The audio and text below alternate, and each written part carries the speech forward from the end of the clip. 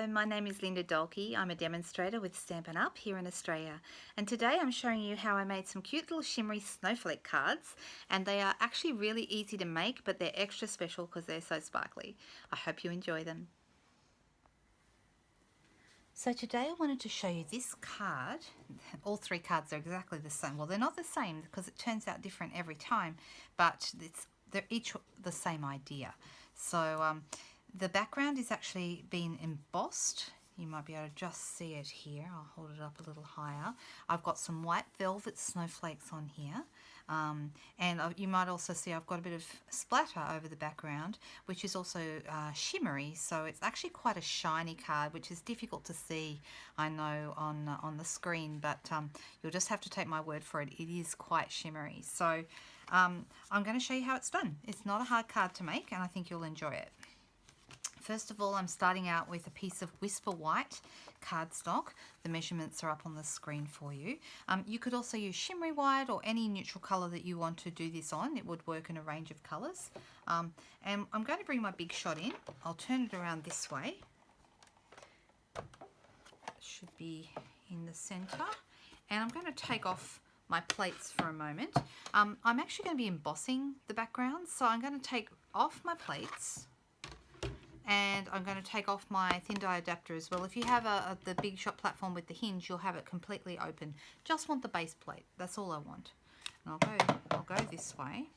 And today, to emboss, I'm actually using my framelits to emboss. So I'm going to be using our fantastic embossing mats. I'll just pop those there for a moment and bring in the framelits. These are called the Snowfall Thinlit dies. They're available this month in November, but only until the 30th of November. After that, they are gone for good. So it's just a promotion until the end of the month. And these are fantastic. There are 20 dies in here, which is a huge number of dies. You can see we've got all these lovely snowflake and leaf shapes, and also on the other page here, second page, snowflakes, but also flowers.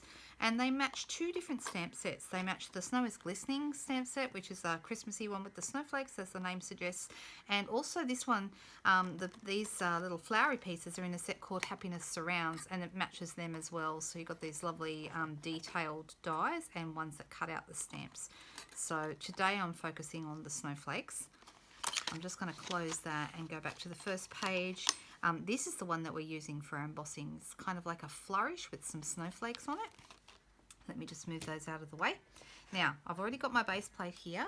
I'm using the mats, and for this project, I'm going to be using the impressions pad, which is this one here.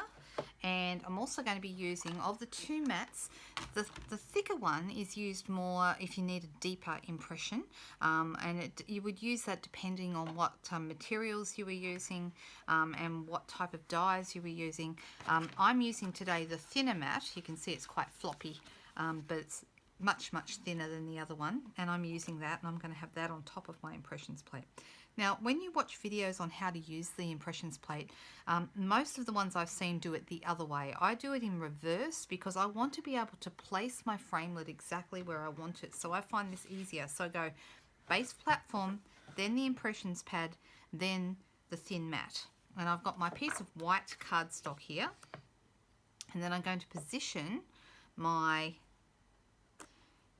framelit where I would like it to be. I'm having it a little bit higher than you can go either way. You can have it going this way or that way. It really doesn't make any difference, but let's go this way because the flourish shape is basically the same.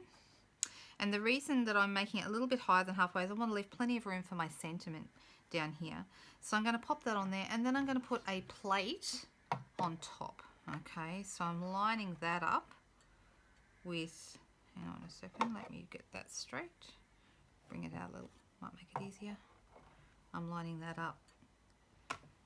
And sometimes you'll hear this order of platforms called a sandwich. It's almost like your paper and your framelit are in between a couple of slices of bread. So so we call it a sandwich.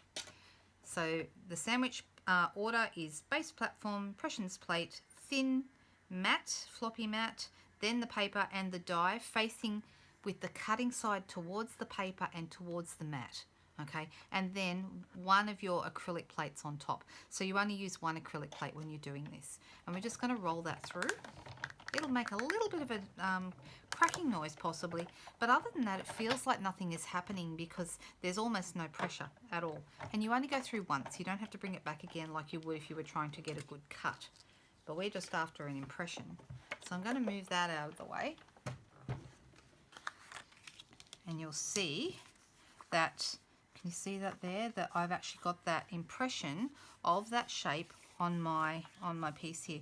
I have got a little bit of creasing here around the edges. Don't worry about that. You can kind of flatten it out a little bit with your finger, but also because we're using the splatter, that's going to make it that you won't notice that at all. The other thing is if I was using a larger piece of paper, I would have less creasing as well. So I'm using a fairly small piece of paper, and this is fairly close to the edge. I noticed on these ones I had a little bit of a crease here, but not much. This one, none at all, because it's actually dead in the middle. So if you did want to have it in the middle and didn't want to leave as much room for your words, and if you've got thin words like these, that's still fine. You won't have to worry about the creasing either. Okay, but because I put mine up a little higher, I've got a bit of creasing there, but that's okay. So the next thing I'm going to do is I'm going to use, in this case I'm using Pool Party ink, and I'm just going to open that up. I've got a sponge here. I actually get the sponges that we have, which are about this size, and I chop them up into pieces so I get them small enough to use lots of times. It's a bit of a cost-saving thing.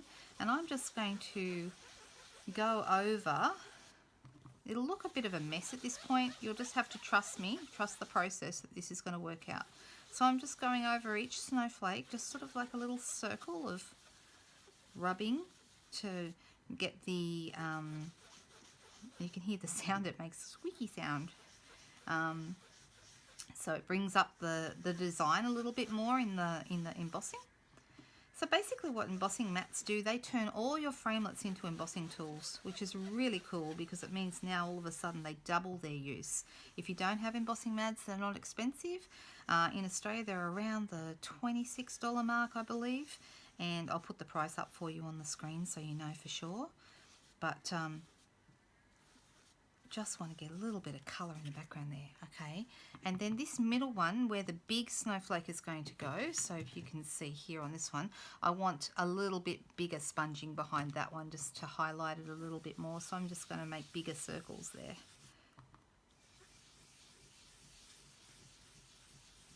Just do that a few times and you'll just start to get that spongy kind of a look, and you can kind of see how that's looking. All right, the next step's a bit of fun. Okay, I'm going to bring in just a piece of cardboard, and I'm going to sit it here in front of my work because I'm going to be using a spritzer. And when you use a spritzer, sometimes it can go everywhere and end up all over your table. So you want to actually make sure you put something behind, or sometimes people use a spritz booth, which is just a piece, put it inside like a cardboard box and spray in there, just so you can see what I'm doing. I'm just using a big piece of cardboard. But the first thing I do, and ask me how I know this, is I like to actually make sure that it's spraying the direction I think it is. Yep, that's good. And the other thing you want to do, if it's a colour you've used before, is give it a shake. Let me just show you what I put in here. I use a little bit of rubbing alcohol, or in Australia we call this isocol, and you can get it at your local pharmacy or chemist, or even supermarkets have this as well, like Coles or worse. Okay, and I'm going to give it a good shake. Now, normally probably about a third full, depends on how many times I want to use it. There's no strict recipe for this. And then I put in a few drops of white, frost white, shimmer paint. Shimmer paint is fantastic in these spritzers because you can get all that beautiful shimmer sprayed all over a background and it looks fantastic. This one, I've just bought a new shimmer paint. I'm trying to get the last out of this one, but just a few drops is enough.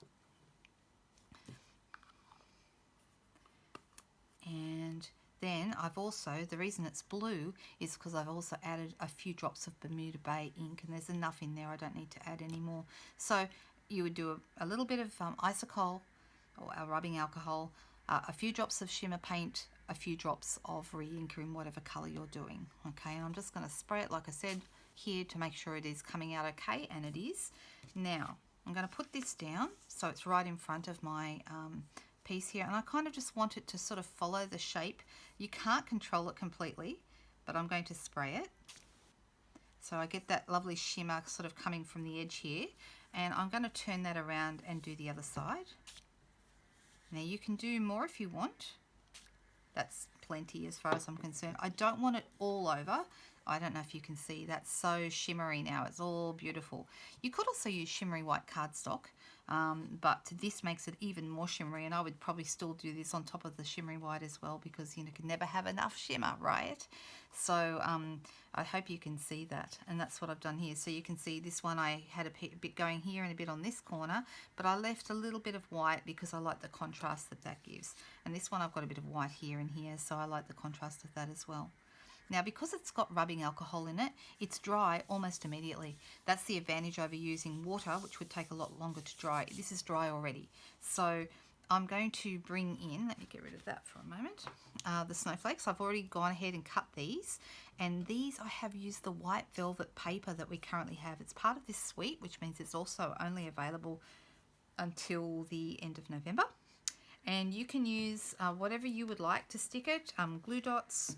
I'm using Tombow in this case, just a little bit of Tombow here and there on the back of my snowflake, and I'm going to pop it right there in front of that, on top of that largest embossed snowflake. I mean, it just looks really pretty. It doesn't really matter. I'm using 5, but you could use less if you want to. So let's use a couple of these little ones. So these are the smallest in the snowflake pack. Let's go one here and another one over the other side. You only need a little bit to stick them, and they stick really well. Tombow's great for this kind of thing. Okay, you could just have just that small number of snowflakes if you wanted. And I might just pop that one in there behind.